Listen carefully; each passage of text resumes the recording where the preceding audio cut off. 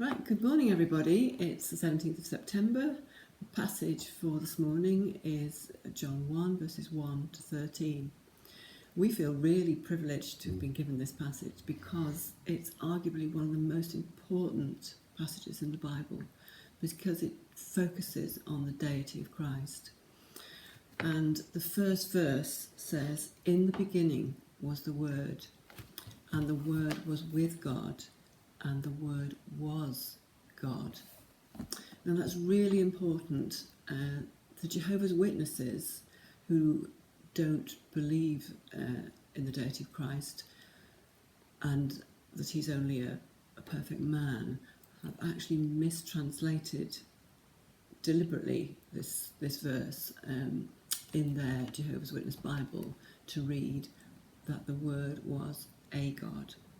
And yet in other parts of the Bible they've translated this word theos as God.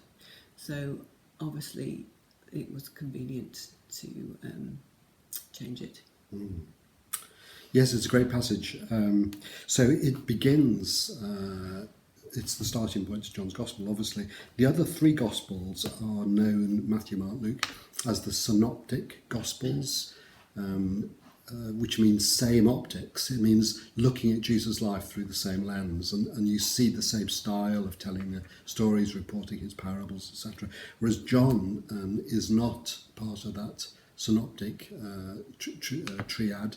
It's written much more for the academic Greek, who might have been open to falling away through odd theology. So it clarifies a lot of things. And in fact, John writes later in John 20, 31, "These words are written that you may believe that Jesus is the Christ, the Son of God, and that by believing you may have life in his name." That's the purpose of this gospel.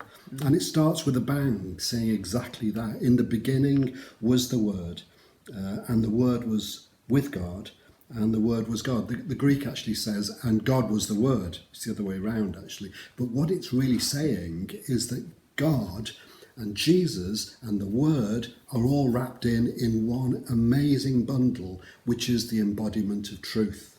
And for the Jewish believers, they were struggling to know, well, how does what's been written before fit in with Jesus' life? And this gospel starts off to say it all fits together. They all fit together. And if you want to know Jesus, therefore, you need to get into his word. I think it was John Wimber that was praying for people after a conference, and a man was there with his Bible wanting to be prayed for, and the man said to John Wimber, "I want to get to know Jesus more."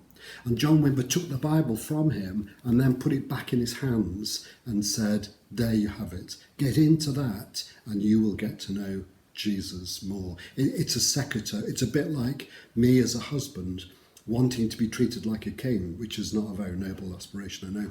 But if you want to be treated like a king as a husband, you treat your wife like a queen, and then you might get treated like a king. It's a sequitur, and getting into the word is followed by getting to know Jesus better.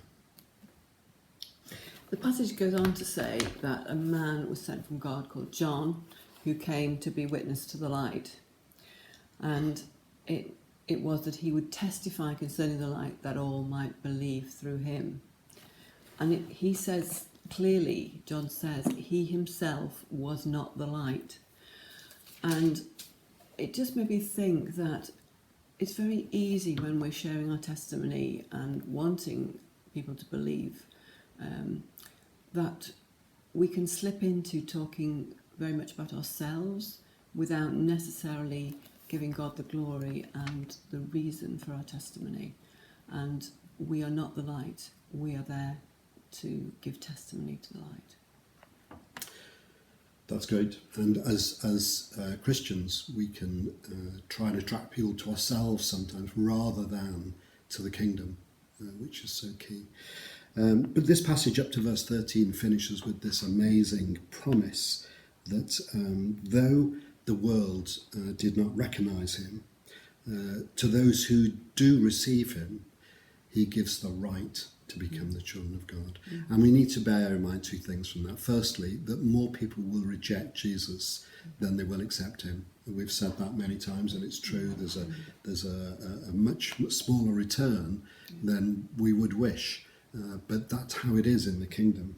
But don't give up, because to those who do receive him, he gives this amazing right. And from what I said earlier, to receive Jesus, it is sort of like to receive his word. And so we can say to people, read John's Gospel or listen to this audio of John's Gospel. And if they do, they're beginning to receive Jesus, because Jesus and the Word and God are all tied up in one. And so that's an amazing promise, which should spur us on to keep giving testimony and praying for those that respond. Have a great day. Bye-bye.